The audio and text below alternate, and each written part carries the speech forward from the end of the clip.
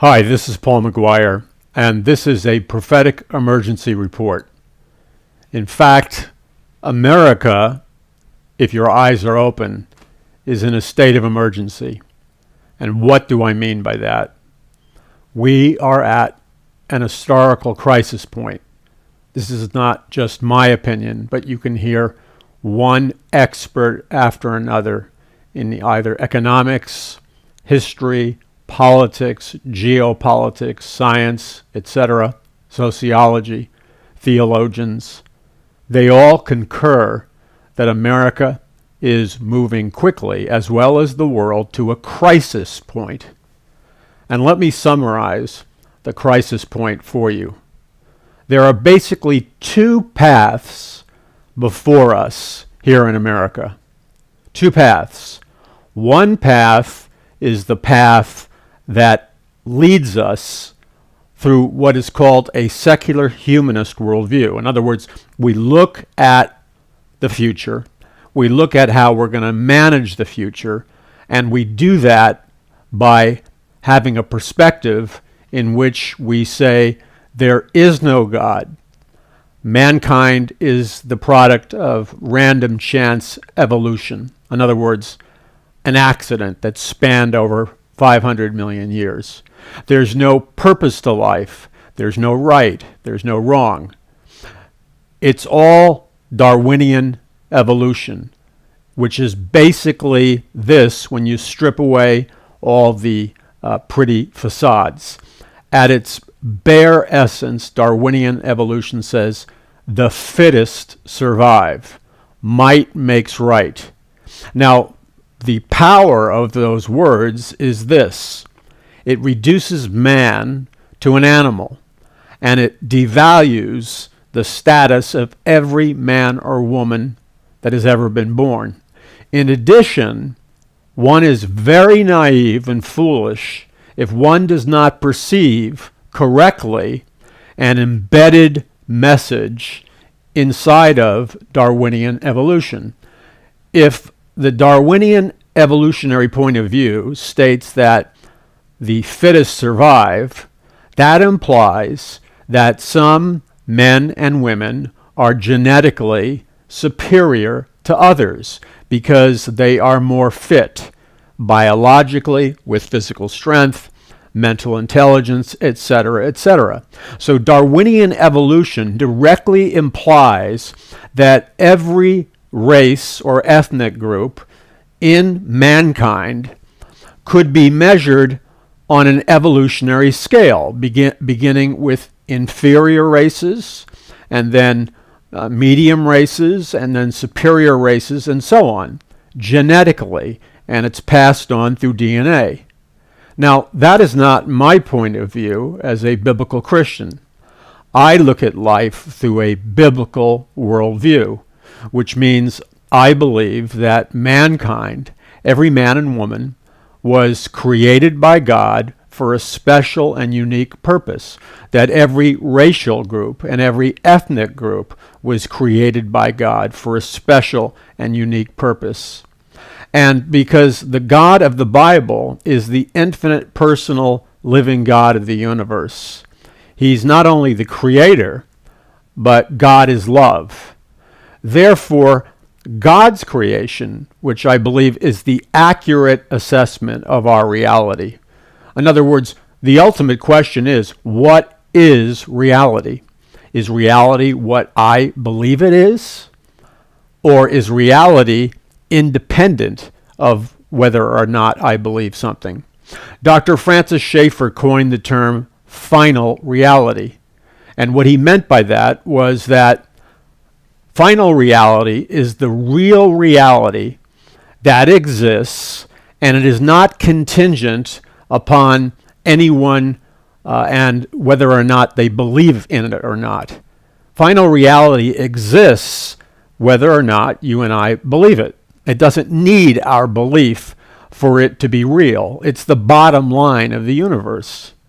So in final reality, I believe that science, properly measured against the origins of man, because to say man came from a mud puddle over 500 million years and then look at the complexity of every man and woman alive, we are so complex, it is obvious. I mean, you'd really have to be a moron to deny that that alone is evidence of some kind of intelligent design.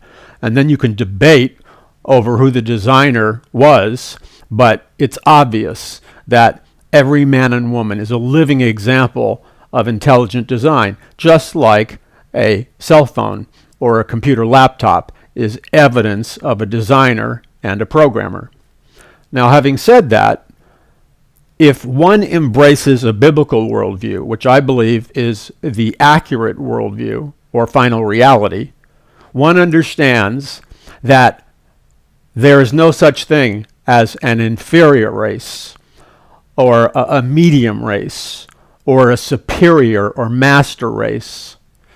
One understands properly that every man and woman, no matter what their racial origins are, we all come from the same original great-great-great-grandmother and great-great-great-grandfather known as Adam and Eve. Therefore, we all come from the same DNA and the same genetics.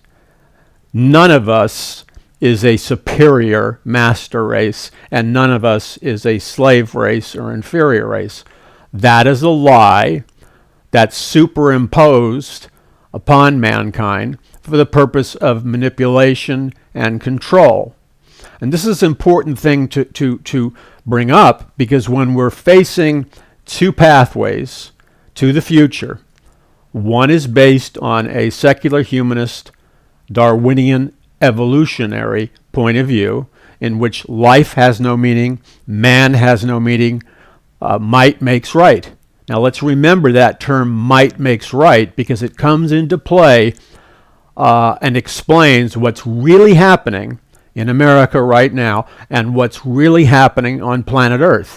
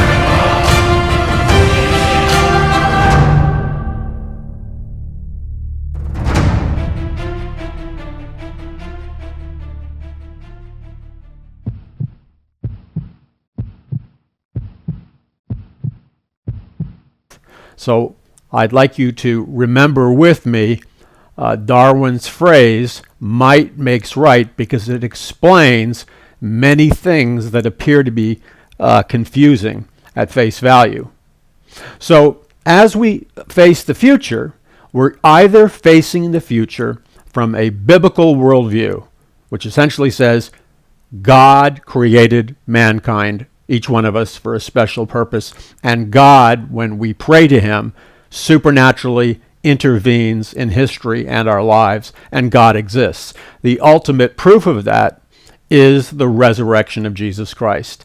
There is no event in human history that even remotely parallels the reality of the resurrection of Jesus Christ and the reality that Jesus Christ is soon going to return to planet Earth in an event called the Second Coming.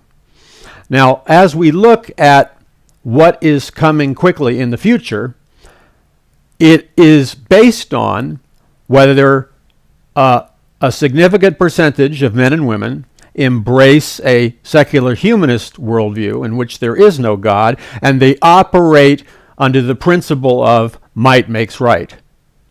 Or mankind and America will move into the future based on a biblical worldview which says God exists, there is a moral right, a moral wrong, and we are created here as the special creation of a loving God, and that every man and every woman has a particular destiny, and mankind itself and every nation has a destiny to fulfill.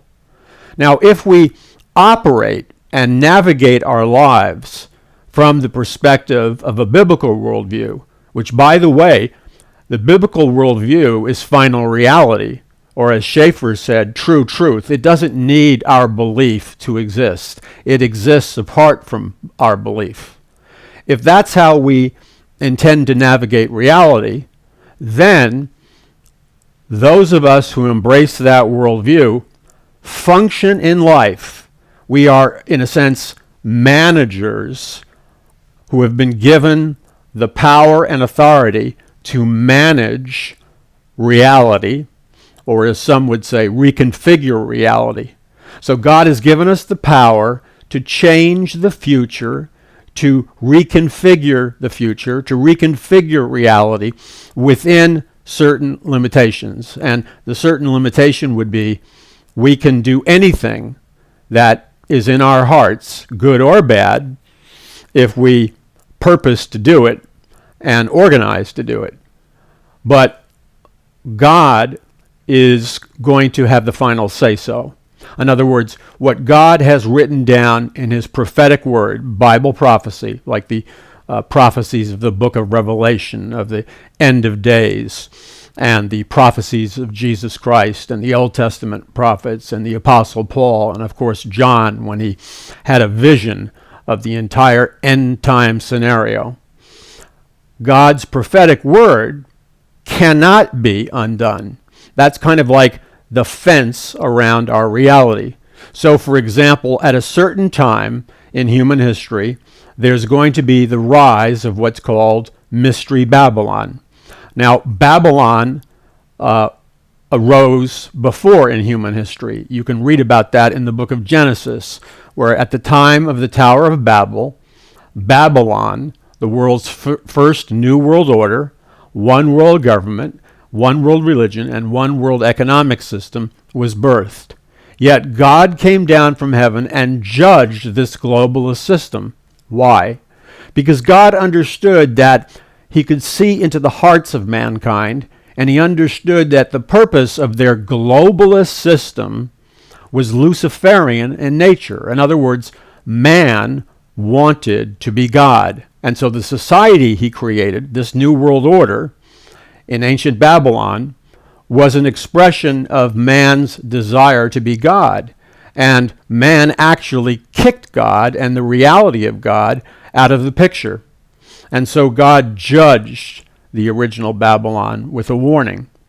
Now, in the end times, and we are in that period of the last days that the Bible talks about. In fact, we're in the latter part of the last days. In the last days, God warns that Babylon, or Mystery Babylon, will return. And what it will be is man being God.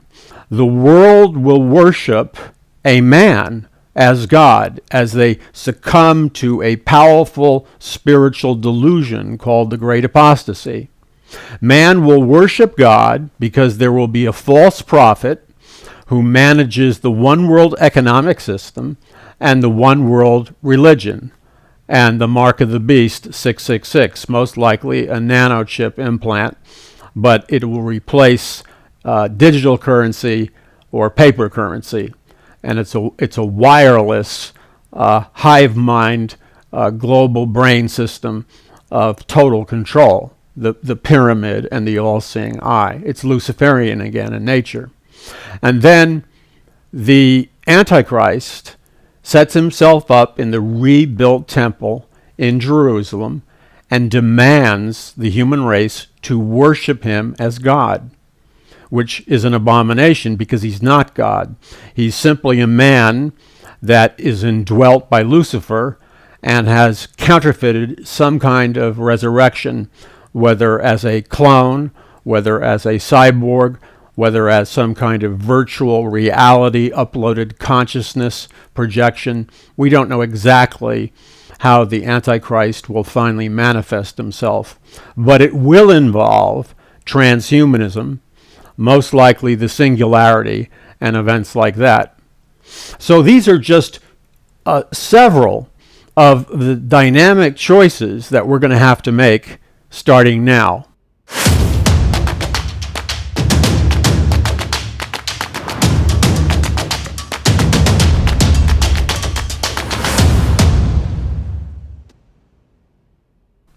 Now, if we are intelligent and if we are educated and if we have taken the time to study and research, we have to remember that knowledge is power and vision brings about a future. God's word says, without a vision, the people perish. In America, which is probably the center of Christianity in the world right now, there's a desperate lack of vision in God's people. And the reason for that is that God's people are not seeking God. They're not seeking the face of the infinite personal living God of the universe, asking him to birth his vision in their hearts and minds and then acting upon it in obedience to the commands of Jesus Christ, who said, "Occupy the land until I come." So if we take the USA, for example, and if we ask the question, has the supernatural body of Christ on earth, the church, has the supernatural body of Christ on earth, which has been given the supernatural authority by Jesus Christ to rule and reign in the spiritual world, has the church in America been faithful to occupy the land? We're not talking about in a militaristic sense. We're talking about in a spiritual sense. We're talking about in the sense of not allowing evil to dominate and rule. And this is not a false exclusivity. This is not an attack against true diversity, and nor is it an attack against true tolerance. Now, I say true diversity and true tolerance versus counterfeit diversity and counterfeit tolerance. What we have in America today is a weaponized diversity and a weaponized tolerance because it is contradictory to itself. In other words, if you're truly tolerant, then you would have to include Christianity in your tolerance. You would have to, if you had any integrity intellectually, you would have to integrate into your tolerance modality and acceptance of biblical Christianity and the right of significant numbers of people in America and around the world to believe the Bible, both the Old Testament as the Jews do or the New Testament as the Christians do. True tolerance and diversity would take steps to empower and reinforce the right of millions of people to believe in biblical Christianity and a Judeo-Christian God. The fact that tolerance and diversity is inconsistent and will turn on a dime and strike viciously with the intent to destroy and marginalize and censor Christianity, Jews, biblical thought, is evidence of the fact that what we see in terms of tolerance and diversity, it's not true tolerance and it's not true diversity. It's a counterfeit. It's a weaponized system of mind control developed by the Frankfurt School Marxists in the 1920s, who sought to implement a Marxist revolution in Western nations like America through nonviolent means, through cultural means. Now, I want to encourage you, because knowledge is power, and my people perish for lack of vision, to go to the website paulmcguire.us. That's paulmcguire.us, and we have tons of free articles, free videos, a Roku Channel, endless hours of messages and teaching that can get you up to speed on these important topics, because once again, knowledge is power. The people who have no knowledge are essentially asking to be enslaved. And unfortunately, that has been the disposition of the Christian church in America. Also at paulmcguire.us, we're offering a video download, a video documentary featuring myself and teachings called American Mind Wars, the Coming Crisis Event, along with a 4-book bundle special that deals with mass mind control, social engineering, propaganda, and persuasion. And it's all at a special discount, and you can go to paulmcguire.us. You need to download the video. You need to read the books, because you need to be up to speed. You should not be inferior in your understanding of reality and in your application of reality. You should not be inferior to somebody who embraces the secular humanist worldview, but they have been diligent in being intellectual, in being educated, in being self-educated, and because they're diligent, even though they have a faulty worldview, but because they're so diligent in its application, they are ruling over God's people, because God's people have violated the Word of God, which says that the diligent shall bear rule, and the slothful and the lazy shall be under tribute or slavery. So it's time that there is a revolution, a spiritual, intellectual revolution among those who call themselves Christians. And that can only happen to the degree that we self-educate, acquire knowledge, and develop a powerful vision for the future. I'm Paul McGuire. Visit paulmcguire.us. That's paulmcguire.us.